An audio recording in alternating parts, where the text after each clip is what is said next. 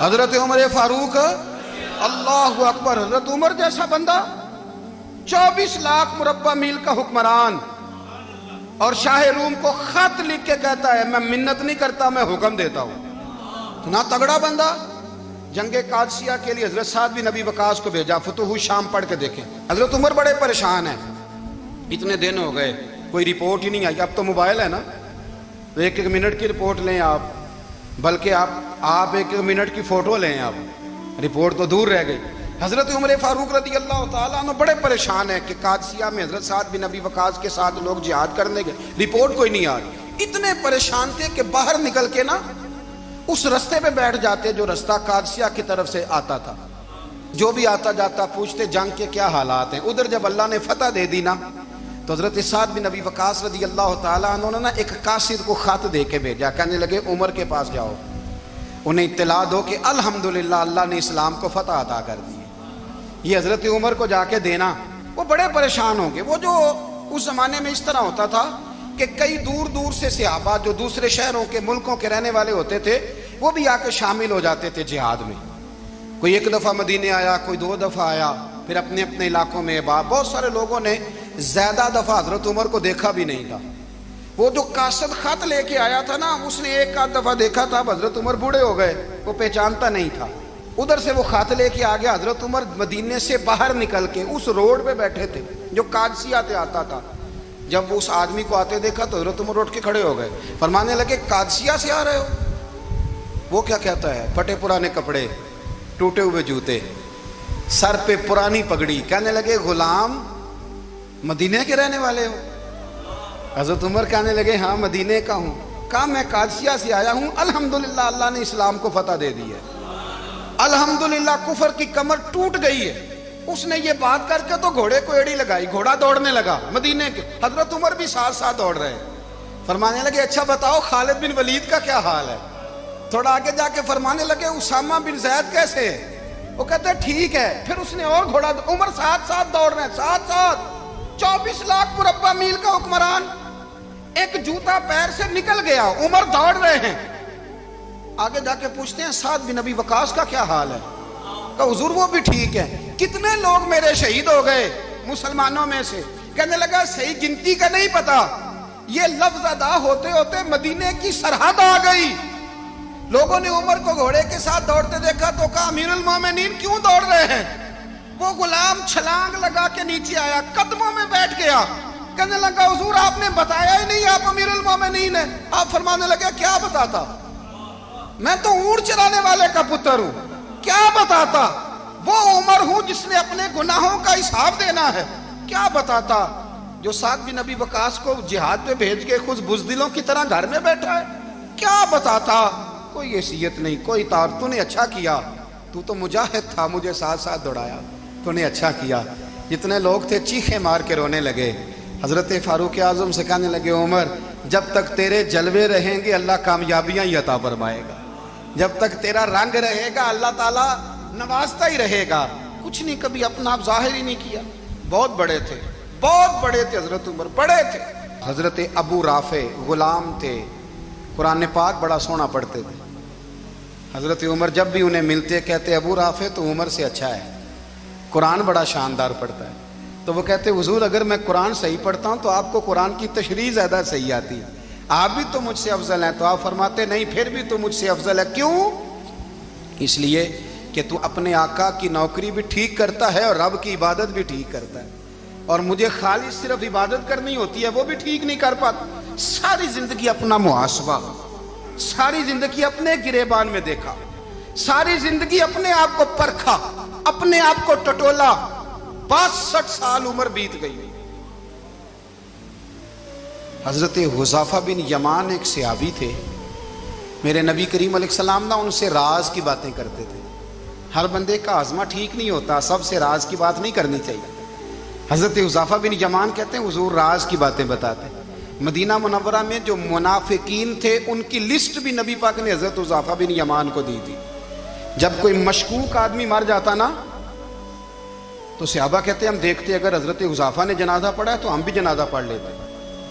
نبی پاک نے بھی کچھ جنازے نہیں پڑھے. ترمذی میں ہے فرمایا عثمان سے جو بغض رکھے اس کا جنازہ نہیں پڑھیں گے. حضرت حذیفہ بن یمان اگر جنازہ پڑھتے تو لوگ پڑھتے، وہ نہ پڑھتے تو لوگ جنازہ نہ پڑھتے۔ حضرت حذیفہ بن یمان کہتے ہیں جناب عمر فاروق کی خلافت کے آخری ایام تھے، کچھ دنوں کے بعد وہ شہید ہو گئے۔ فرماتے ہیں آدھی رات کا وقت تھا، میں گھر میں سویا تھا بڑا بے فکر، اچانک میرے دروازے پہ دستک ہوئی، میں گھبرا کے اٹھا، اتنی رات کو کون آیا؟ کہتے ہیں قربان جاؤں، دروازے پہ گیا تو امیر المومنین فاروق اعظم دروازے پہ۔ میں نے کہا عمر کوئی حکم تھا تو مجھے بلا لیتے۔ کہنے لگے میں نا امیر بن کے نہیں آیا، تیرا ویر بن کے آیا ہوں۔ امیر المومنین کی حیثیت سے سرکاری کام سے بلاتا تو وہاں بلاتا، مجھے ایک ذاتی کام پڑ گیا۔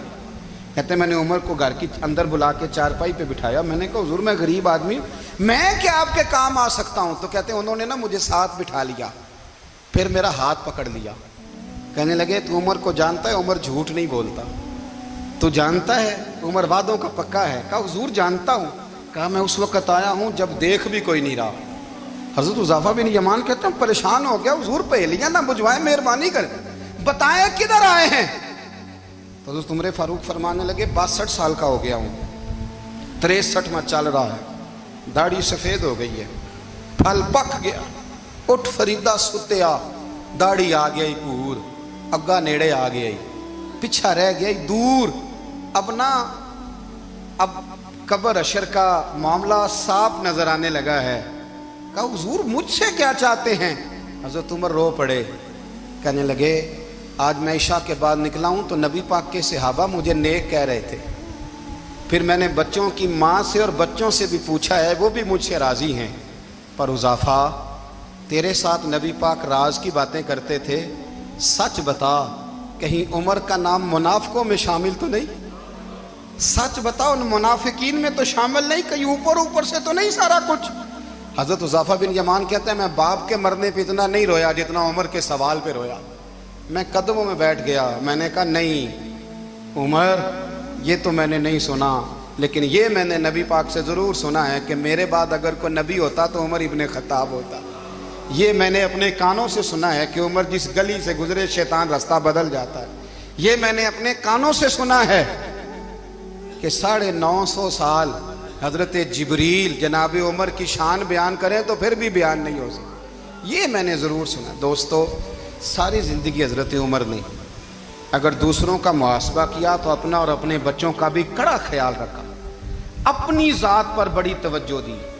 جو لوگ اپنا بھول جاتے نا، ہمیں اپنی صحت کا بڑا خیال ہے لیکن اپنی روحانی زندگی کا کوئی خیال نہیں ہے۔ حضرت عمر فاروق رضی اللہ تعالیٰ عنہ نا باہر والوں کا بھی بڑا سخت حساب کرتے تھے۔ بڑا ایک گورنر صاحب نے لباس بڑا شاندار پہننا شروع کر دیا تھا تو حضرت عمر نے اتروا کے نا تو انہیں ٹاٹ کا لباس پہنا کے تو اونٹ چرانے کی ڈیوٹی دے دی تھی، اتنا سخت احتساب کرتے۔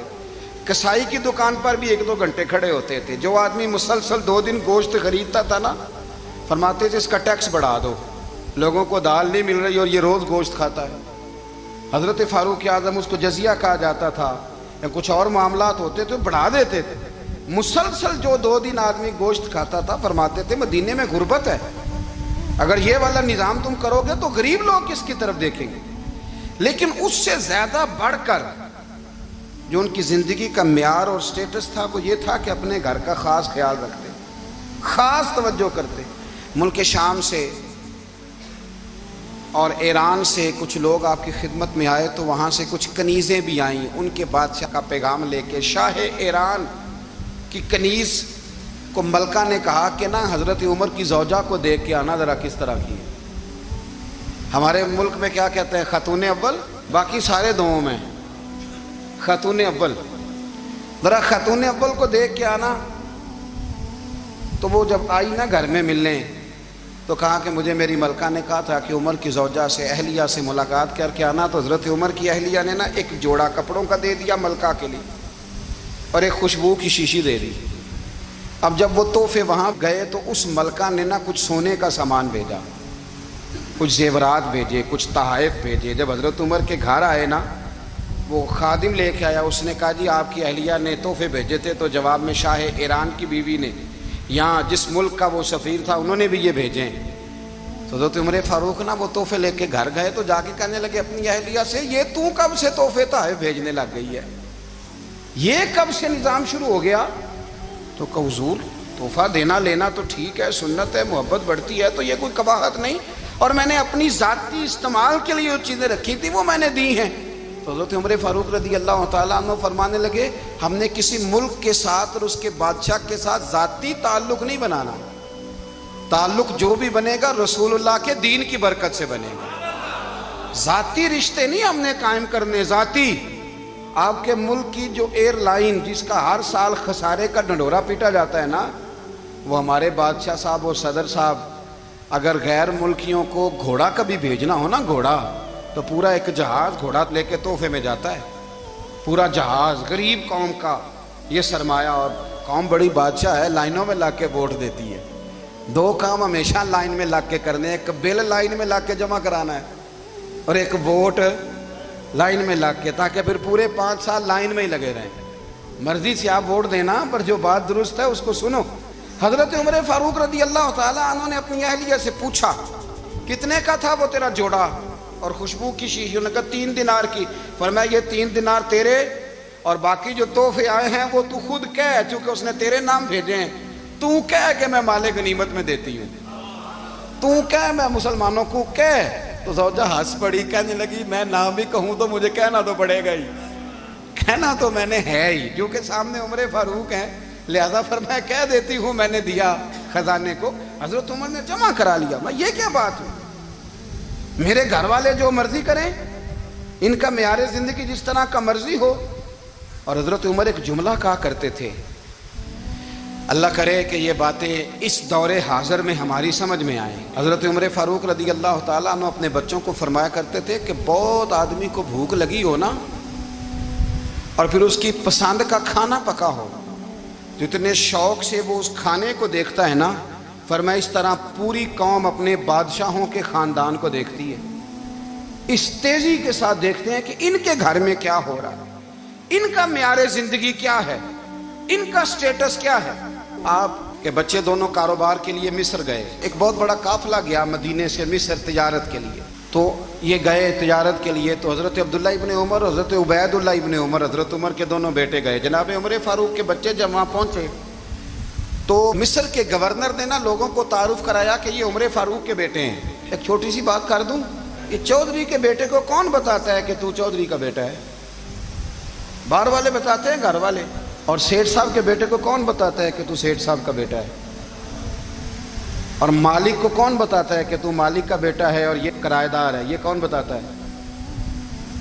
یہ سوچ ہم دیتے ہیں بچوں کو، چودھری اور کمی کی سوچ، امیر اور غریب کی سوچ، مالک اور کرایہ دار کی سوچ، گھر کے مالک کی اور کام کرنے والے کی سوچ، یہ ہم دیتے ہیں۔ یاد رکھنا، یہ ہم دیتے ہیں، یہ ہمارا مزاج ہے، یہ باہر سے نہیں آتی۔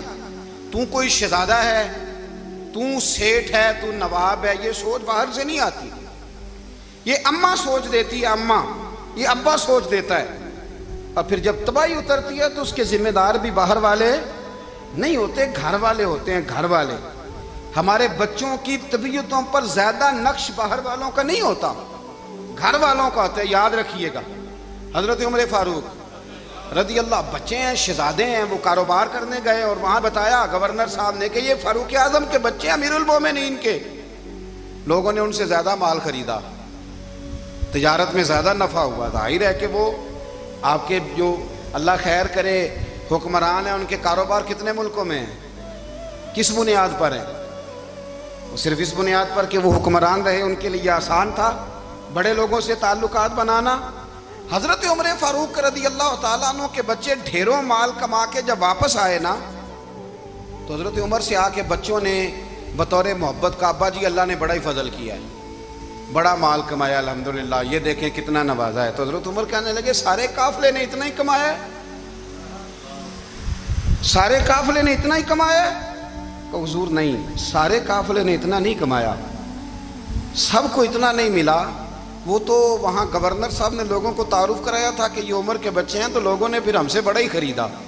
تو حضرت عمر فرمانے لگے ٹھیک ہو گیا، میں بات سمجھ گیا، اس طرح کرو، جو تمہاری اصل زر تھی نا، جو راز تھی، وہ رکھ لو، اور باقی سارا مال مال خزانہ میں جمع کرا دو، اس لیے کہ یہ تم نے تجارت نہیں کی، یہ تم نے اپنے باپ کا نام بیچا ہے، یہ تم نے امیر المومنین کے بیٹے ہونے کا فائدہ اٹھایا ہے۔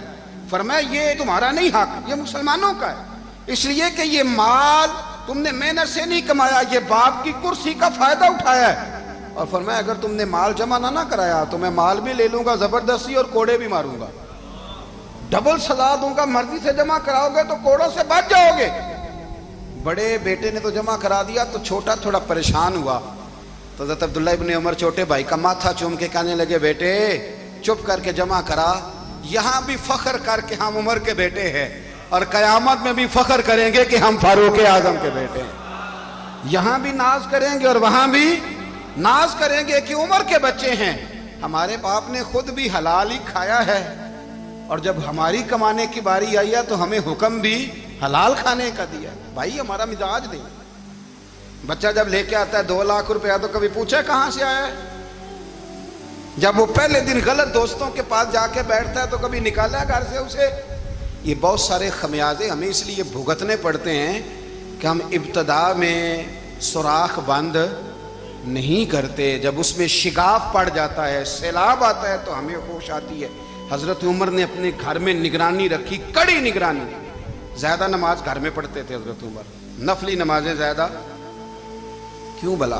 میرے اصحاب مجھے حکم دیتے تھے کہ فرض نماز کے علاوہ نمازیں گھر میں پڑھنا، بچوں کو عادت پڑے گی، ذوق پیدا ہوگا، ان کو پتہ چلے گا کہ ہمارے گھر میں 5 وقت کوئی اور کام بھی ہوتا ہے۔